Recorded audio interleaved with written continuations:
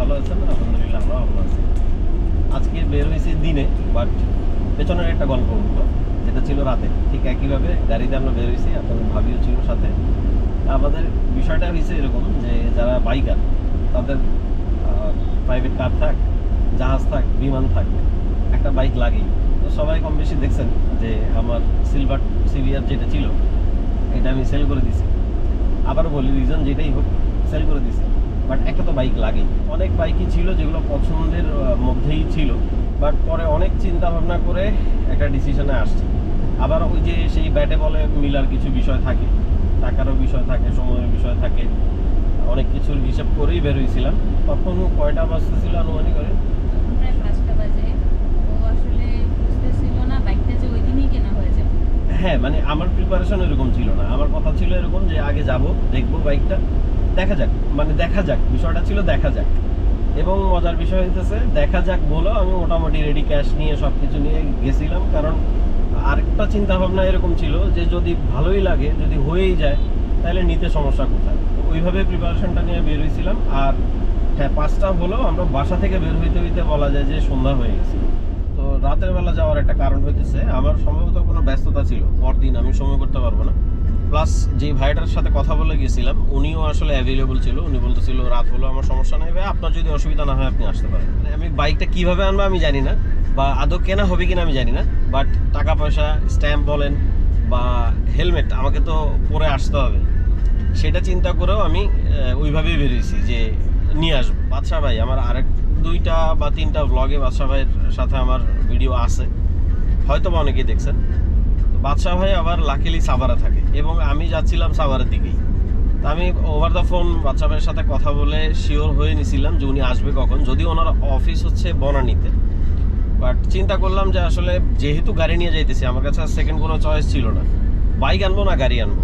কিন্তু বাদশা ভাই আমার মতোই, আমি গাড়িও ড্রাইভ করতে পারি, বাদশা ভাইও পারে, আবার সেও একজন বাইকার, আমি একজন বাইকার। যদিও তার এখন আপাতত বাইক নাই, বাইক থাকলে হয়তো বা তার সাথে আমার রেগুলার দেখা হইতো, ডিস্টেন্স যেটাই হোক। যাই হোক, এভাবে বলতে বলতে আমরা ঠিক এইভাবে এই যে বসিলা ব্রিজ হয়ে কেরানীগঞ্জের ভেতর দিয়ে আমরা ওই দিন বেরোইছিলাম। রাতের কিছু ক্লিপ, চলেন সেখানে ফেরত যাই। কিছু ভিডিও রাখছি, কিছু ক্লিপ রাখছি, সেটা জাস্ট নিজেদের জন্যই। বাট চিন্তা করলাম আপনাদের কাছে কোনো কিছু যেহেতু এখন পর্যন্ত লুকোচুরি করি নাই, তাহলে এইটা কেন আপনারা দেখবেন না। চলেন।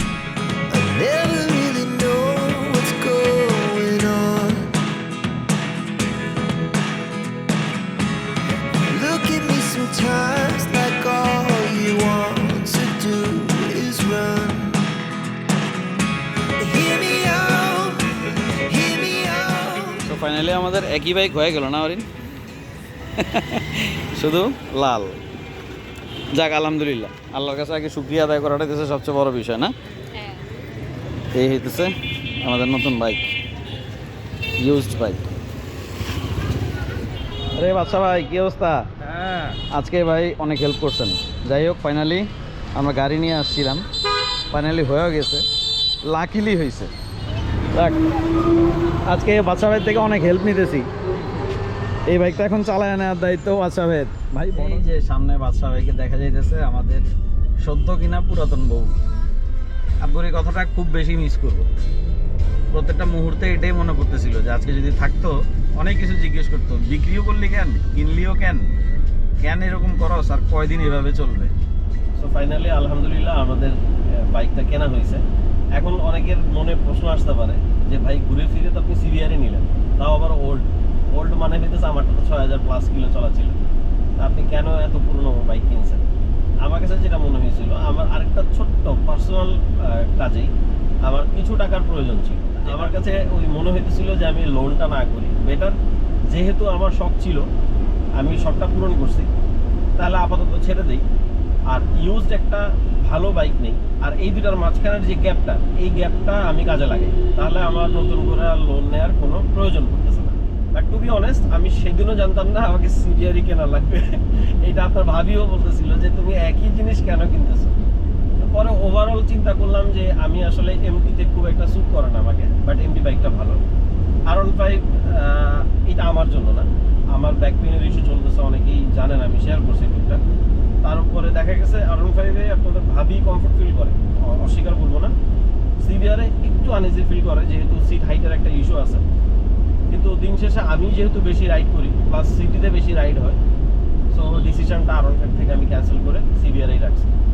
আর সিবিআরে আরেকটা কারণ হইতেছে, আমি এটার মেইনটেনেন্সটা জানি। আমি বিগত 6-7 বছরের উপরে সিবিআর চালাইতে এমন একটা অবস্থা হয়েছে যে সিবিআরের খুঁটিনাটি আমার সবই জানা আছে। আমি ভাবতেছিলাম যে আসলে নতুন কিছুতে আর মনোনিবেশ না করি, এটাতেই যাই, যেহেতু কম বেশি জানা আছে। বাইক আমার কাছে একটু ভয়েরই মনে হয়, তারপরও ঠিক আছে চলে, কিন্তু ডুয়েল চ্যানেল এবিএস আমার লাগবেই। সো সব কিছু মিলে আমার কাছে এইটা একটা ভালো প্যাকেজ মনে হয়েছে। আর আলহামদুলিল্লাহ আমি খুব ভালো একটা প্রাইসে বাইকটা পাইছি।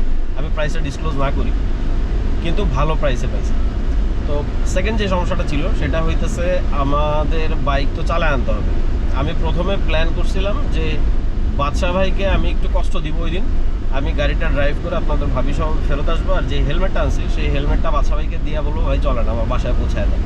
পরে আপনাদের ভাবির মাথায় বুদ্ধি আসলো, এই প্রথম কোনো কার্যকরী বুদ্ধি আসছে। সে আমাকে বলতেছে তুমি এক কাজ করো, বাদশা ভাইয়ের যেহেতু অফিস বনানি, তাহলে এটা ভাইয়ের বাসায় থাকুক, কালকে সকালে সে নিয়ে গেলে তুমি বনানি থেকে নিয়ে আসবে, সেটা আমার কাছে না।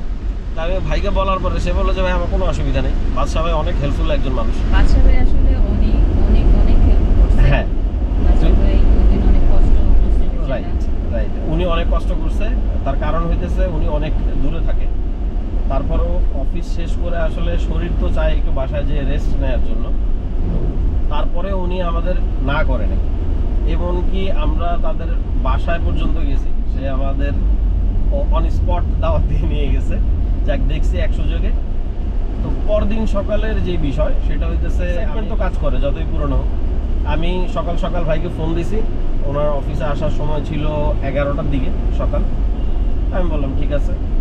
হঠাৎ করে এটা ভাবলাম যে আমি বনানীতে এইভাবে কষ্ট করে না, যে সবচেয়ে ভালো হয় যেহেতু সে সাভার দিয়ে আসবে, তাহলে তো সে গাবতলী দিয়ে যদি ঢুকতে পারে, মোহাম্মদপুরে আসলো, মোহাম্মদপুর হয়ে আমি বনানীতে ভাই সহ চলে যাব, ওনাকে নামে আমি বাইকটা নিয়ে চলে আসবো, তাহলে আমারও ঝামেলা কম, যেহেতু বাসা থেকে মোহাম্মদপুর আমার খুবই কাছে। তো শেষমেশ সেটাই ফাইনাল করলাম। সেই দিনেরও কিছু ক্লিপ রাখছি। চল, সারা রাতের অপেক্ষার পরে, অনেক দৌড়াদৌড়ির পরে আসছি মালটারে রিসিভ করতে, হয়েছে বাদশা ভাই দাঁড়ায় আসছে। ভাই অনেক প্যারা দিয়ে দিছি ভাই। হ্যাঁ ঠিক আছে, থ্যাংক ইউ। কিন্তু আগে বলেন এটার কি অবস্থা, কোনো কিছু? আমার কাছে ওরকম কিছু মনে হলো না, আমি হাত ছাড়ে দিয়ে চালায় দেখছি, টানা না তো? না চালায় না, আমি 115 পর্যন্ত তুলছি, স্পিড ভালো উঠে? ফ্লেক্সিবলভাবে উঠছে। বিসমিল্লাহির রহমানির রহিম। সো যেটা নিয়ে কথা বলতেছিলাম, সাদ কোথা হবে বন্ধু?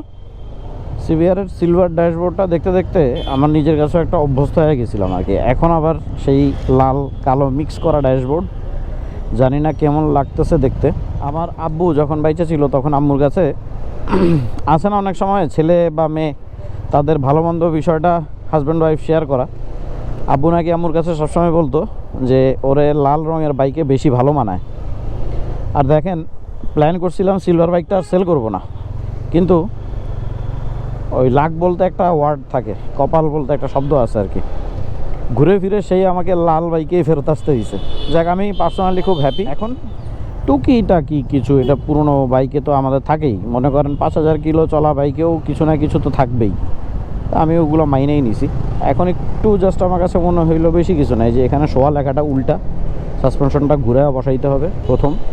দ্বিতীয় কাজ হইতেছে আমাদের যেই এই বাইকের ব্যালেন্সটা নিয়ে একটু সমস্যা আছে, মানে কোনো টানে না, কোথাও কোনো টানাটানি নাই যে অ্যাক্সিডেন্ট হয়েছে বা ওই ধরনের মেজর কিছু কিনা।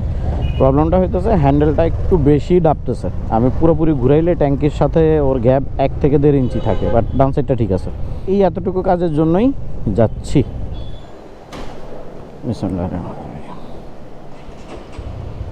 তেমন কিছু করি নাই, জাস্ট এই যে শোয়া যে লেখাটা, এই শোয়া লেখাটা শুয়ে ছিল, এটারে বসায় দিলাম একটু ব্যালেন্স করা আর কি। আর টু বি অনেস্ট তেমন কোনো কাজ নাইও বাইকে, ইউজড হইলেও বেশ ভালো কন্ডিশনেই আছে। এখন একটু বাসায় যাই। আর এই ছিল মোটামুটি বাইক রিলেটেড প্রথমবার কোনো ভিডিও এই পুরনো বাইকে। সো এই ছিল আসলে পুরনো বাইক নতুন করে কেনার গল্প। আমরা ওই দিন আসলে এমন কোনো ব্লগ পারপাসে ভিডিওটা করি নাই, ভাবলাম নিজেদের জন্য রাখি, বাট আপনাদের সাথে শেয়ার করা। আশা করতেছি আপনাদের ভালো লাগছে। আর সবচেয়ে বড় বিষয় হইতেছে প্রথম অবস্থায় একটু ওয়াশ না করলে, ভালো মতো পলিশ না করলে ভালো লাগে সেটা বলি। Speaks, it's all the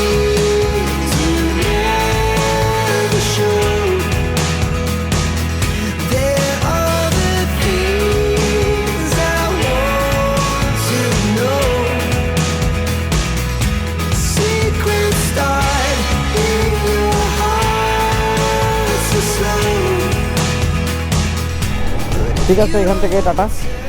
এই ছিল আজকের মতো। সবাই ভালো থাকবেন, সুস্থ থাকবেন, আমাদের জন্য দোয়া করবেন। সবাই সাবধানে সেফটি মেনটেন করে বাইক ইউজ করবেন, বাইক রাইড করবেন। আসসালামু আলাইকুম। আসসালামু